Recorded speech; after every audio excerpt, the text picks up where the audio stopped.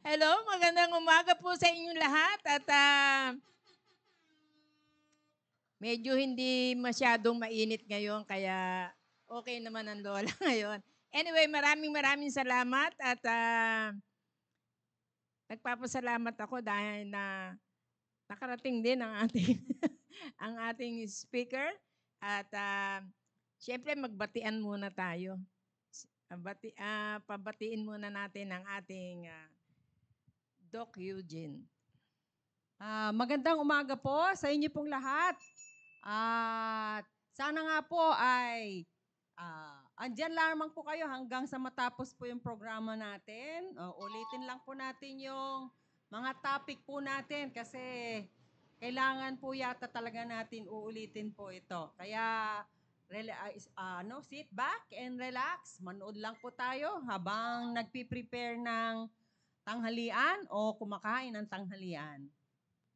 Okay, maraming maraming salamat. At syempre, batiin ko na agad ang mga taga North, South, East, and West. Oo. At syempre, hello kayong lahat dyan na mga nanonood.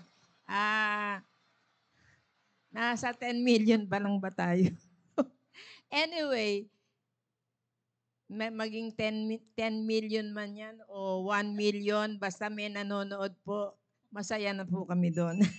Kaya try nyo naman na itag or tawagin na ang inyong mga ka-area. Oo.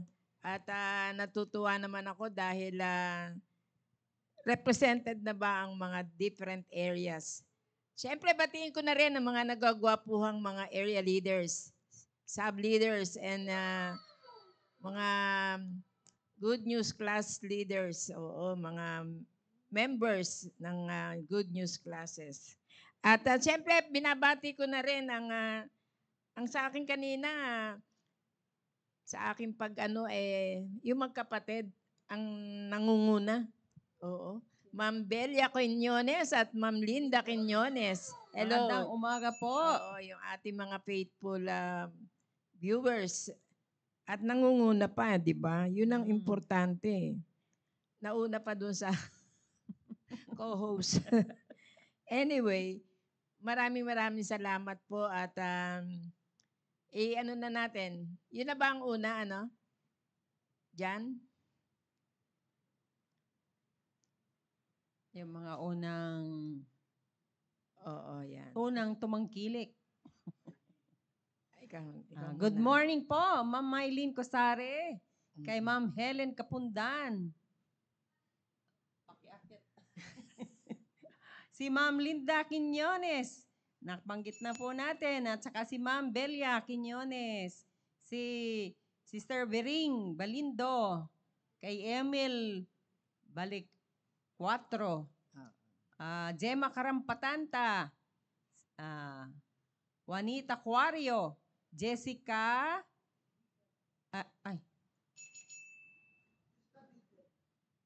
Si Ma'am Mayet Regaspi. Sino yung sabi mo? Ay, hello Julie. Mary Green, Dawal Brusola. Good morning. Kay Ma'am Jenny Bibga. Kay Ma'am Vivian Tandoy. Taga saan yung Kay Ma'am Fe ano na yun? Mahor. Hindi ko yata kilala yun. Yan po. Sila yan. po yung mga masugid nating manunood. Maraming salamat po. Ayun. Ma'am Jessica Mendoza. Yun na. Oo. Yan na. Sige. Parang may nakita. Ma'am Genevieve. Gaana, sabi na ba? O sige, so far, batiin na rin natin yung mga ano natin. Kahit wala po sila, yung mga Sponsors. taga Southeast family. Oo. At syempre, oo. Ako naman meron naman na taga Central South family. Hello kayo dyan lahat. Good morning. Parang tatlo na sila na doon. At syempre lahat ng naririnig man tayo, pero siguro naririnig tayo ng mga magulang, ng mga kabataan na Si Ma'am Ami Cabrera. Oo. Si Ma'am Maria Fe Villegas. Okay, Maria Pe. Yung mga nagbalikatan, hello kayong lahat dyan, ng mga nanay. Relax lang po kayo, nasa maayos na kalagayan po ang inyong mga anak. At baka hindi nyo na makilala, sila ay magaganda na ang kanilang mga hairdo. Mga kalbo na po sila. Anyway, malapit na, 2 days na lang ngayon at hanggang bukas. By Saturday or evening ng Friday, makakabalik na, makakauwi na sila. At sila na lang po magkukwento sa inyo kung ano nangyari doon o ano mga napag-aralan nila. At I hope na yung mga magulang ay susuportahan nyo rin. Pakinggan nyo at suportahan nyo at baka kayo ay matuto rin doon sa mga natutunan nila doon sa balikatan. Yun lang po. At yung may birthday ngayon. Binabati ko yung anak ni Ma'am Genesis Castillo, si Rian. Rian, happy birthday. Oo. 7th birthday daw po niya. 7 na ba? Okay. Kaya lang, wala naman si Ma'am Genesis dito sa crowd. So, happy birthday po. Pakisabi na lang po. Hindi, parang naano ko, busy silang nagpe-prepare ng ihahanda ni Rian. Anyway, sino pa ba may birthday? Si Ma'am Jenny Mandioya kahapon. Kahapon. At sino pa? Si Ma'am Cecil Cantuba nung isang araw. Magkapatid, magkasunod. At sige na nga, hindi ko na maalala. Diyos ko, ano ba yan? Iba na ang nadadagdagan ng edad. At sige. Ayan mo na, at least nadadagdagan ng edad. Oh. Yun nga, maraming salamat. At parang malapit na rin ang birthday ko. Nako. Nagpaparamdam na siya kasi mag-isip na kayo ng request nyo kasi paghahanda niya kayo. Walang problema. Request lang tayo na request at i-request ko rin sa Panginoon yan. Ayan. Oo. Tama. At binabati tayo ni Ma'am Helen Kapundan. Magandang umaga po. Maria Pe, okay na? So far yun lang po at umpisahan na natin para makarami tayo. Napakaganda na naman itong topic na to ng ating doktora at yun nga sabi, lahat ng i-discuss dito ay mga napapanahon o ano tawag doon, parang hindi naman pandemic. Hindi. Yung nagiging tumataas po yung incidents during this time. So, tayo.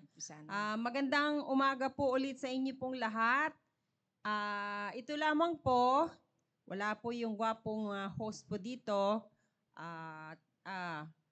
Ang pag-uusapan po natin ay siguradong napakinggan nyo na po ito. Kailangan lamang po nating ulitin kasi marami pa rin pong nagtatanong kasi po yun nakakalungkot. Paulit-ulit na nga po pero marami pa rin pong magtatanong pag sila na po ang tinamaan ng sakit na to. Parang malalaman ko kung yung nakikinig ba o may natutunan ba o sadyang hindi po talaga naintindihan. Kaya nakakalungkot, yun din naman ang kasiyahan sana namin na mabawasan na po yung mga yung mga nagtatanong. Ang bentahe lang po ngayon kasi yung social media na anytime pwede po silang magtanong sa messenger. Pero yun nga po ang kalungkutan po namin dahil sabi ko nga paulit-ulit pero parang wala rin po kayong na natutunan dun sa lecture po namin. Pero pag nagtanong po kasi kayo mas madalas yung kumbaga huli na, andyan na po. So kung palagi nating in-emphasize po dito meron po tayong pamamaraan para ma-prevent po yung mga sakit. As much as possible, kung ma-prevent sana natin, hindi tayo magkaroon po nito or hindi mahawa. Kasi kung tayo nag-iingat at saka aware po tayo, alam natin kung paano natin maiwasan ito. At hindi tayo magkakasakit. Of course, pag hindi malusog po tayo, ay mas productive po tayo, mas pakipakinabang po tayo. At hindi lamang po yon, salamat sa Panginoon kung meron po tayong pampakonsulta. Paano kung medyo kinakapos? So titiisin po natin yung sakit hanggang sa lumala. Pupunta po kayo sa doktor, ay malala na po, ililipat nyo po yung blame or yung guilt sa doktor. Wag naman po ganon. Kaya sana, itong mga nanonood po ngayon, hindi lamang po para sa inyo, kundi pati na rin po sa inyo mga mahal sa buhay, mga kapitbahay, mga kaibigan, kakilala, katrabaho. Kung meron po kayong makita nito, ay pwede po kayong magbigay din ng additional information. Of course, kung sa medical side, ay pumunta po sa doktor. So, ito na po. Chicken pox. Di ba? Palasak na po ito. Chicken pox or bulutong tubig. Kasi itong chicken pox, it's also alarming. Yung monkeypox na pinag-usapan na po natin ay meron pong nakikitang mga kaso po sa Mindanao. So, pwede rin pong makarating po dito dahil sa yung natin, mas libre na po tayo mag-travel by air, land, or sea. Noong panahon, puro tayo land. So, hindi basta-basta makakarating yung infection. Pero ngayon, pwede na sa dagat, pwede na sa eroplano. Kaya mas madali pong yung paglipat-lipat na kagaya nangyari nung COVID. Kaya masabi ko lang, kahit hindi ito po yung monkeypox ay hindi natin pinag-uusapan ngayon, ay just to, for additional information ay meron na naman pong kaso po sa Mindanao. Okay? Ano po yung chicken pox? Sabi ko nga po, ay paulit-ulit na po nating inile-lecture po dito yung tinatawag nating bulutong tubig or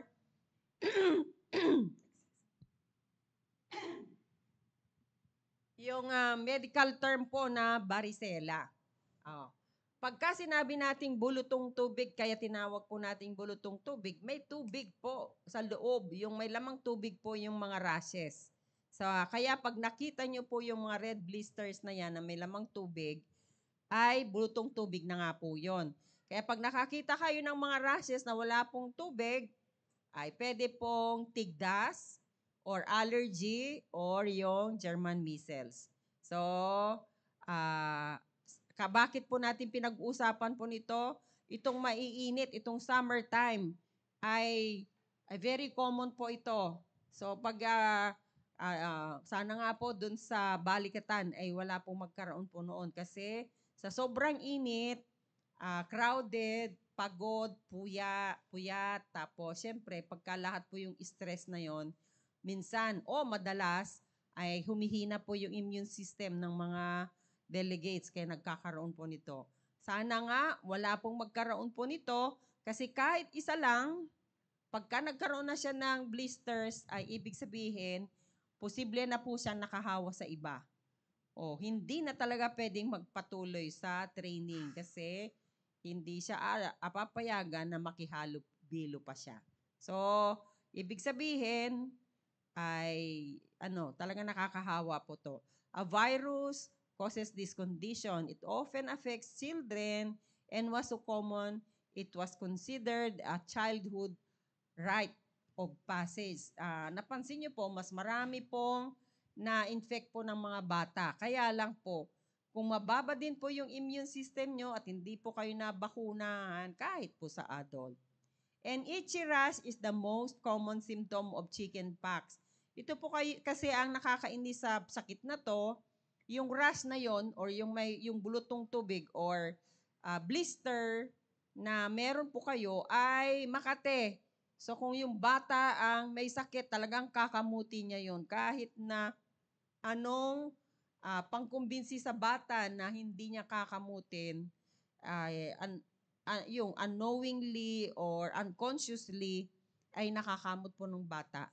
Kaya lalong lalaki yung sugat, lalong lalalim.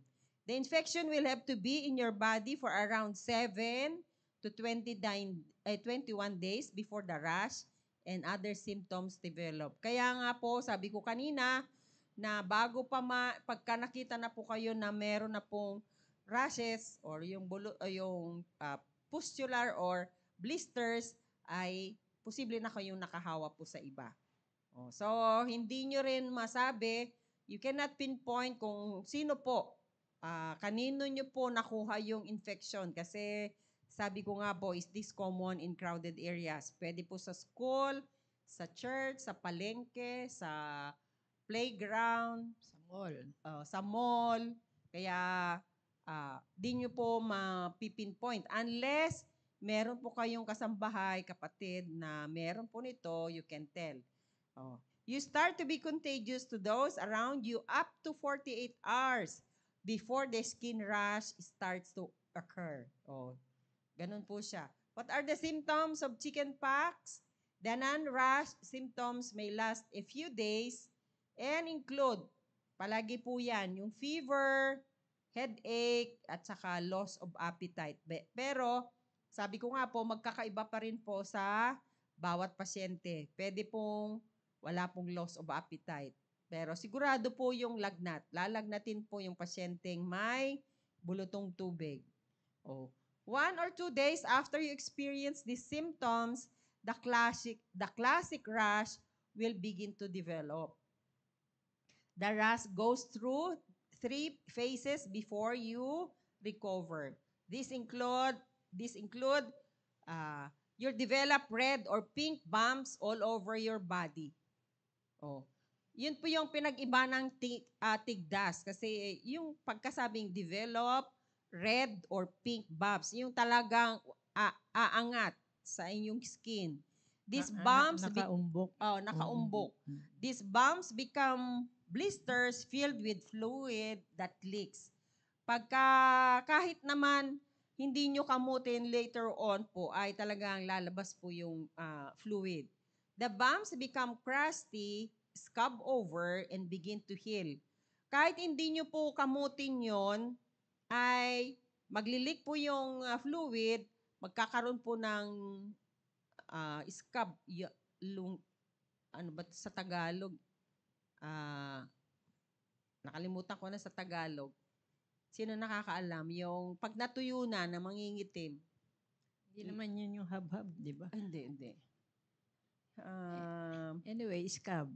Scab yun. Yung makikita nyo po na matutuyo na siya. Yung nagiging crusty, yung malutong, yung pinanggalingan. Kung hindi infected po, mangingitim later, papunta na po sa healing, lumiliit po yung scab o yung crusty. Yung scab po niya, yung medyo lumalim siya, lumiliit siya hanggang sa mag-level po dun sa skin nyo. Kaya lang po kung yung kinamot nyo at lumampas po sa epidermis, ay talagang lalalim, magkakaroon talaga ng scar formation. Kaya mas maganda na hindi nyo pakikialaman kasi mababaw lamang po siya. Gaano mang kadami yung skin rash nyo or yung blisters nyo ay hindi po mag-iiwan ng peklat, lalo na kung hindi kayo keloid former. Mababalik po sa dati nyo pong skin unless, sabi ko nga ulit, kung ito po ay lumalim dahil sa pagkakamot ay magkakaroon po talaga. Mag-iiwan po siya ng peklat. Ganito po yon. Kaya hindi nyo makakalimutan. I guess, lalo na sa aking kaidaran, almost all of us siguro nagkaroon ng chickenpox kasi during our time ay wala pa pong bakuna para dito. Kaya po, ngayon, kung sila po ay na-expose kahit matanda na, ay nagkakaroon po ng bulutong tubig. O, ayan po, oh.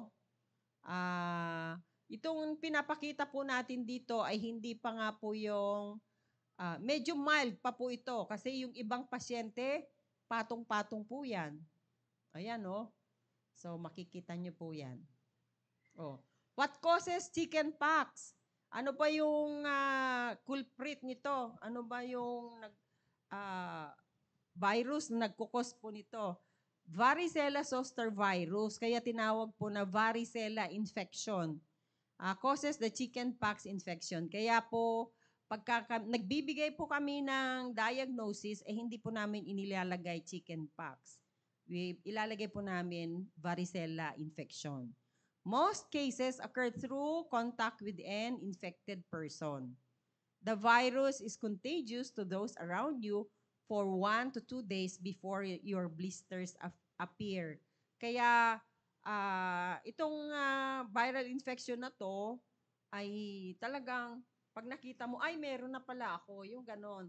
Once you are exposed, ay hindi na kayo talaga, kahit magpabakuna kayo, magtutuloy po yon. Kasi hindi na, yung bakuna, hindi na po ganun ka-effective pag kayo po ay na-expose bago kayo magpabakuna. Okay? Kasi sabi nga dito, 1 to 2 days before the appearance of the blisters, ay kayo na po ay nakakahawa na. Oh. VZV remains contagious until all blisters have crusted over. Ibig sabihin yung natuyo na po, tuyong-tuyo na. The virus can spread through saliva, salaway, coughing, pag kayo po ay inuubo, sneezing, pagka nag-hatching o sumisinga, and contact with fluid from the blisters.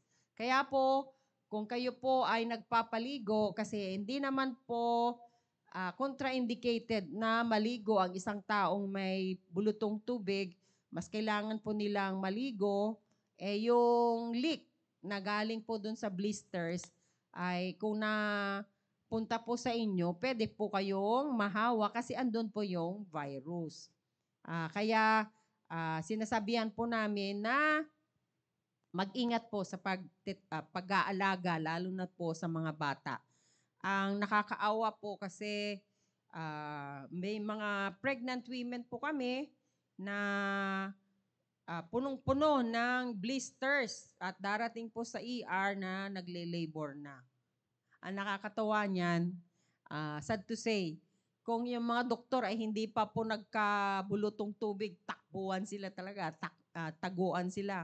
Ala, may blister, ay may bulutong tubig yung pasyente. Talaga magtatago yung mga hindi pa nagkaroon ng, o hindi pa nagkaroon ng bulutong tubig. Pero, siyempre, sabi ko nga, ay marami namang pong nakaranas na po ng chickenpox or varicella infection. At kung bakunado ka, di mas matlakas ang loob mo. Kaya talaga naman, pati sa puwerta ay puro blisters na po na hindi mo na alam kung kami po mag-episiotomy, saan mo gugupitin. At saka, the worst is, paglabas ng baby mo, punong-puno rin po siya ng rashes. Nangyayari po yon. Kasi pwede, during pregnancy ay mahahawa na po yung baby. Can you imagine yon? Who is at risk of developing the chickenpox?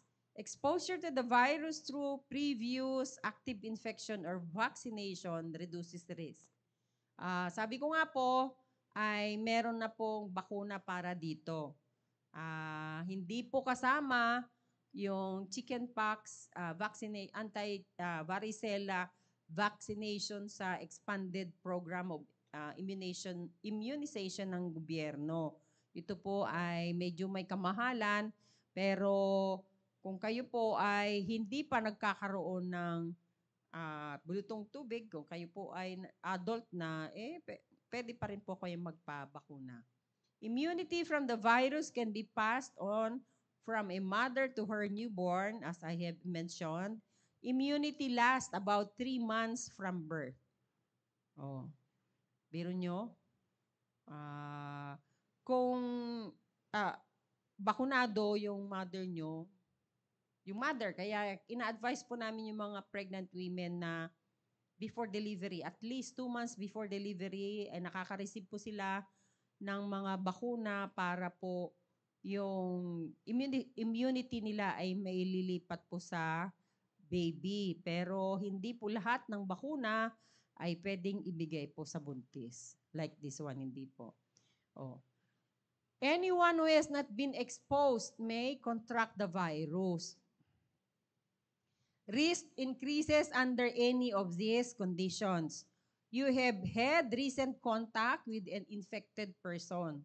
Kung ikaw ay nakasalamuha mo, yung nakita mong may chickenpox, ay pwede na po kayong mahawa dito. You are under 12 years of age. Di ba sabi kanina, this is considered a childhood disease.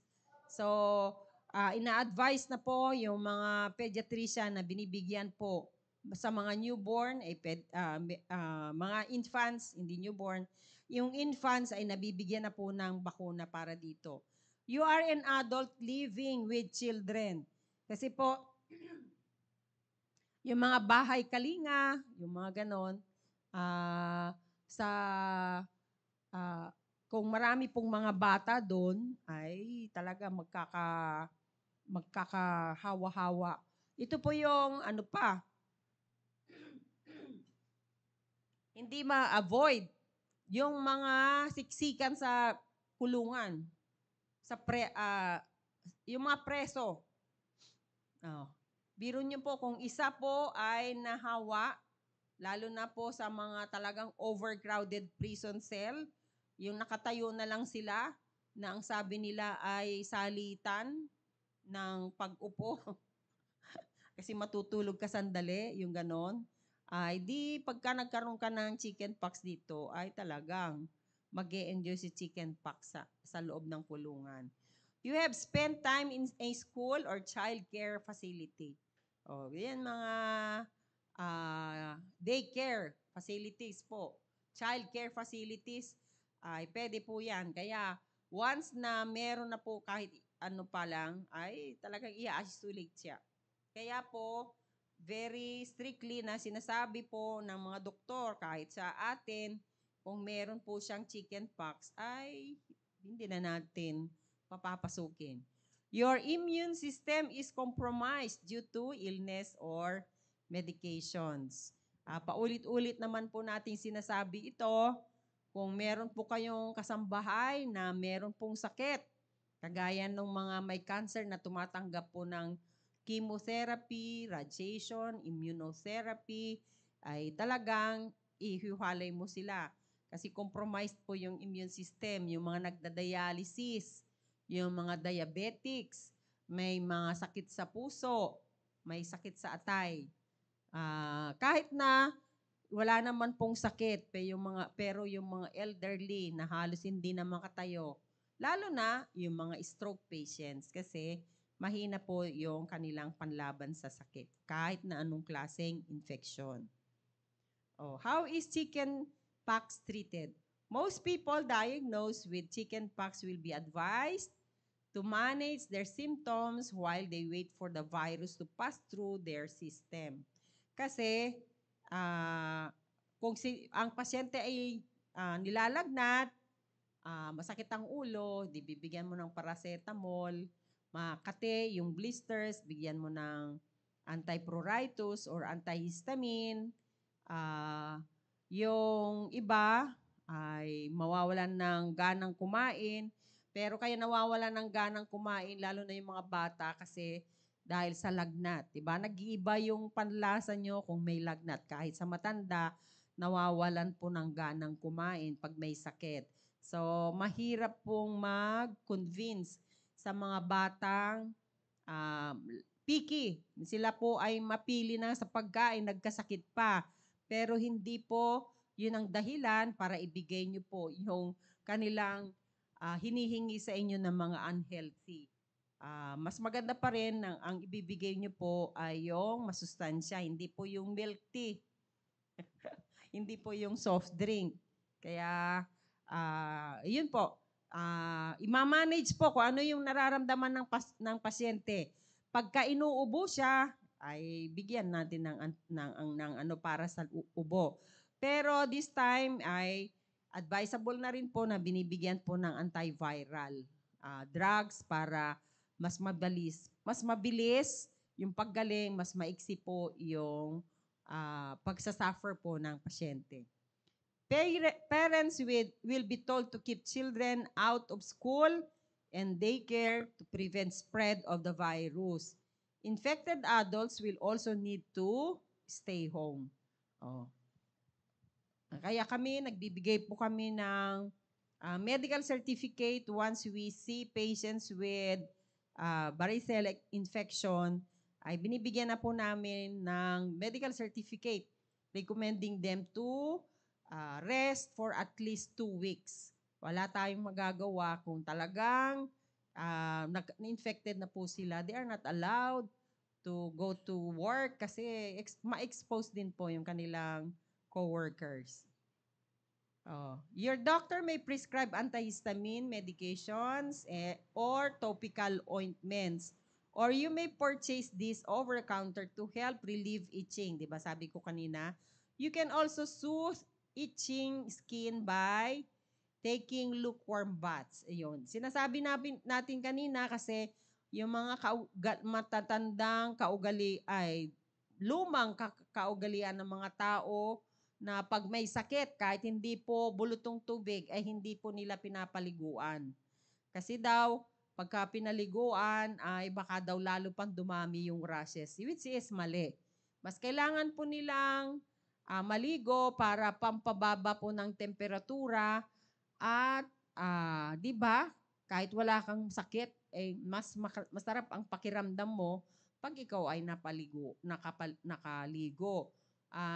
Ang tanong pa dito, ilang beses sa buong maghapon, pag nilalagnat po yung bata at mahirap nyo pong painumin ng gamot, ay mas madali na pong paliguan yan.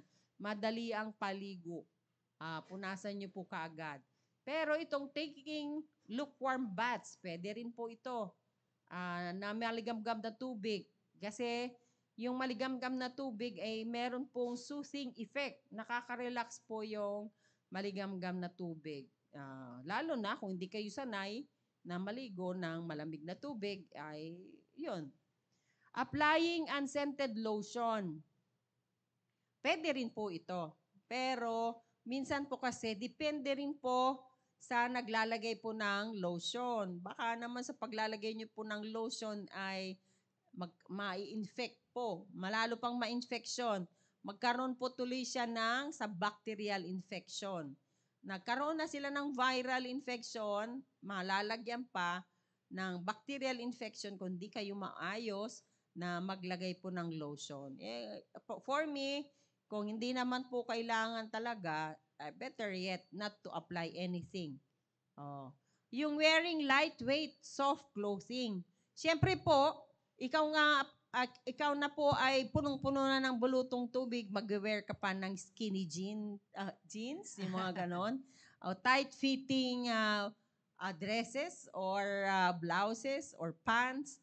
Ay mas maganda na po yung maluwag kasi tulong din po maliban sa mas madaling matuyo yung sugat, yung mas ma-ventilate po. Yung ventilation ba?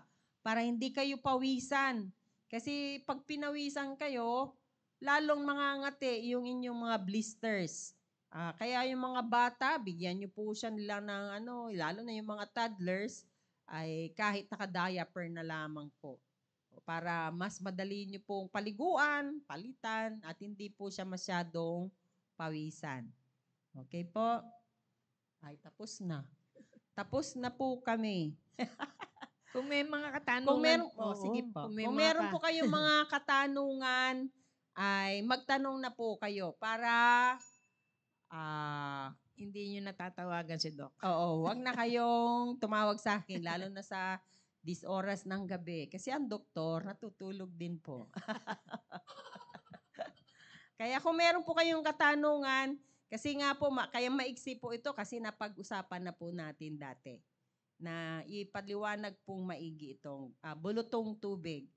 So, sa aming OB, yung mga pinapaanak po namin na meron po talagang active infection, yung mga pasyente kasi kahit kayo nakaranas, bakit yung iba, kokonti lamang po yung rashes nila. Yung iba naman ay patong-patong na dahil po kung gaano po kalakas yung immune system, kung gaano kadaming virus ang natanggap nyo at kung gaano kabilis siya dumami. So, pwede pong nagkaroon po kayo ng bulutong tubig pero hindi naman po ganun kadami sa buong katawan po ninyo, good for you. Ngayon, may nagtanong, nagpabakuna na po ako, bakit nagkaroon pa rin po ako ng bulutong? Ito po yung problema kasi baka naman ay hindi talaga kayo nabigyan ng bakuna. So, talaga magkakaroon po kayo. Pero, kung kayo po ay bakunado na at talagang humina yung immune system nyo, hindi po ganun kalala kaysa yung hindi po nabakunahan. At sa sinasabi ko po kanina na mga pregnant na nagkaroon po sila, wala talaga tayong magagawa doon. Kung at the middle of their pregnancy o yung second trimester ay nagkaroon po sila ng bulutong tubig at gumaling na sila at hindi pa nanganganak, okay lang po. Pero posible pa rin po na mahawa yung kanilang baby. So, kaya nga po nagkakaroon po kami ng pinapaanak na paglabas ng baby, talagang patong-patong din po yung blisters po sa kanyang katawan. Kaya pagkalabas, pag hinila mo yung baby, very fragile, di mo alam kung saan mo siya hahawakan. Siyempre, newborn pa lang, hawak-hawak mo yung kanyang sugat, ay nako, umiiyak yung baby. Parang gusto mo ring umiyak. At hindi mo alam kung saan mo hahawakan. Siyempre, lilinisan mo rin yung bata. Kung meron pang vernix caseosa, yung pag lumabas yung baby, yung puti-puti na parang malagkit na punong-puno sa katawan. Pero hindi naman po delikado yon. Kaya kung ang gagawin po ng pediatrician or yung magka-catch po sa baby, hinahayaan na lang po yon, dampi-dampi lang. Kasi yung vernix caseosa ay isa ring pamamaraan na to keep them warm at i-absorb lamang po ng katawan.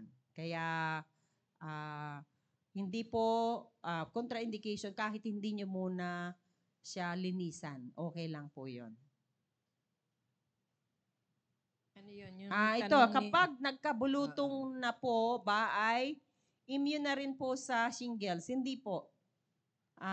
Ito nga po yun eh. Hindi ka magkakaroon ng shingles kung hindi ka pa nagkabulutong. Magkamag-anak po yan. Yung virus na kung tayo ay nagkabulutong na, nagiging dormant po siya. Pagka humina yung ating immune system, ay posible po kayo magkaroon ng shingles. Yung shingles po, ang pinag-iba niyan, usually sa mukha, isang side lamang po, kasi yung dermatome level. Kung yung facial nerve, kasi pair po yan. Yung facial nerve ang tinamaan dito sa mukha.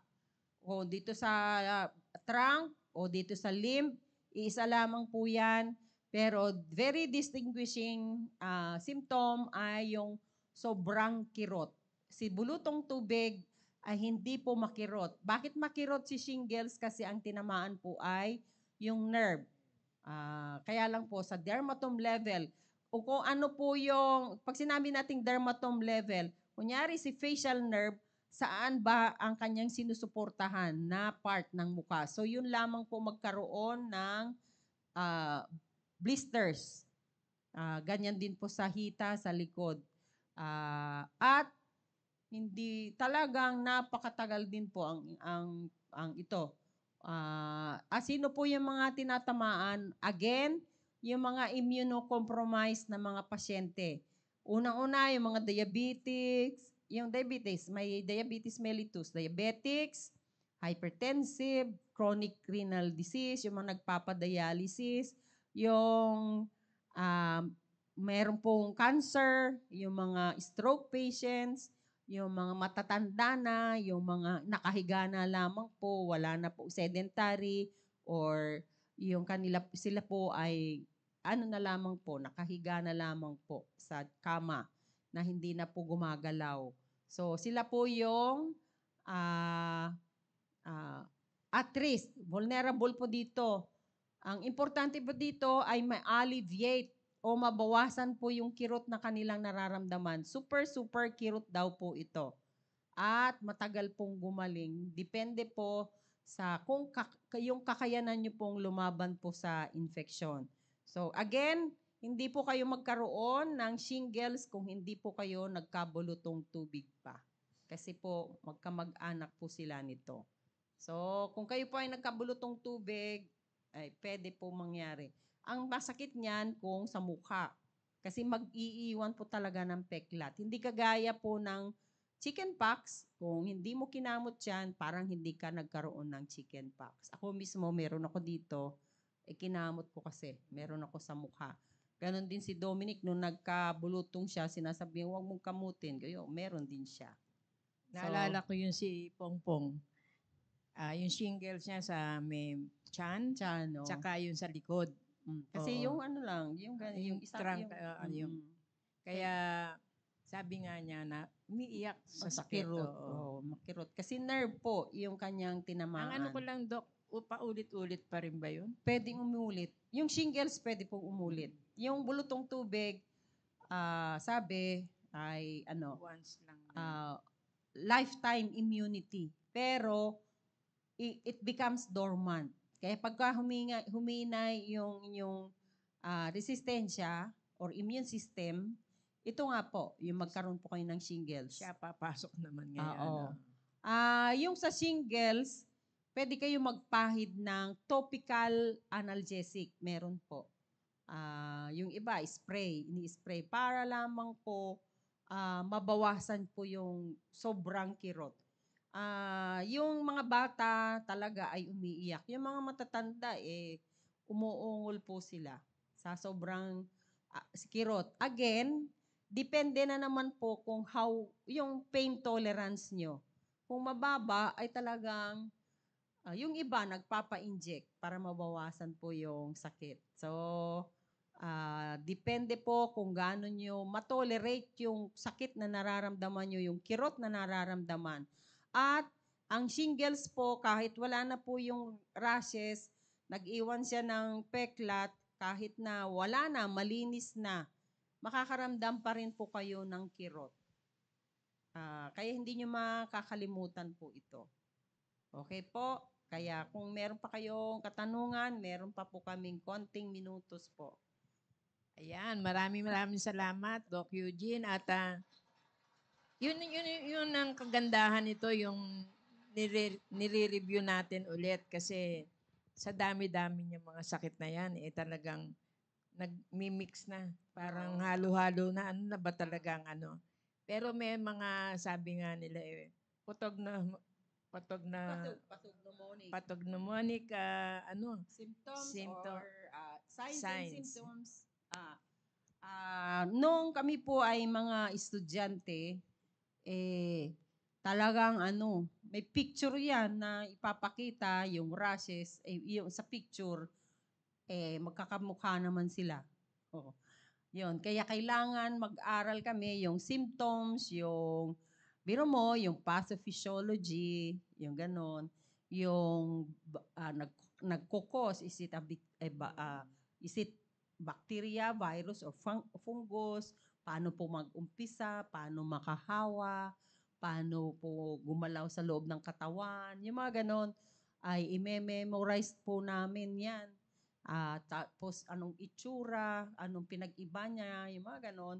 Pero as time goes by, ay pagka sa clinics na po ay hindi mo makakalimutan. Magkaiba pa rin talaga sa libro. Kaya nga, for us, ay kailangan mong aralin yung libro. But not, you cannot see all in the books. You can see it in the clinics. So not all, you can learn a lot from the books, but you can learn more in the clinics kasi actual na po ito. Kaya mahirap, yun lang. Nagpapasalamat pa rin ako sa Panginoon for giving me the privilege to become a medical doctor, which I am enjoying up to now. Kaya kung meron man kayong mga katanungan pa, ay pwede kayong sa susunod na Thursday ay mag-uusap pa rin po tayo kahit andun pa rin po yung mga batang nasa balikatan. Ay tuloy-tuloy po yung programa natin kasi andito naman po yung mga gwapong kasama po namin sa Audio man. audio. Yung mga audio man. Si Sir Jan at saka si Sir Romir, maraming salamat po. Na sinasabi rin nila na sila yung napaka-importanting tao sa sa media. Yan. Pagpalain po kayo. So, see you again next Thursday po. Maraming salamat po. Pero siyempre, wag muna silang aalis dahil may susunod pa tayong programa. Oo. Ano ngayon sa mga kabataan? Oo. At ipag-pray lang naman po natin yung mga baligatan delegates na wag sana silang magkasakit. Hanggang sa matapos at wala pong mga maaksidente. Ayan lamang po. Sige.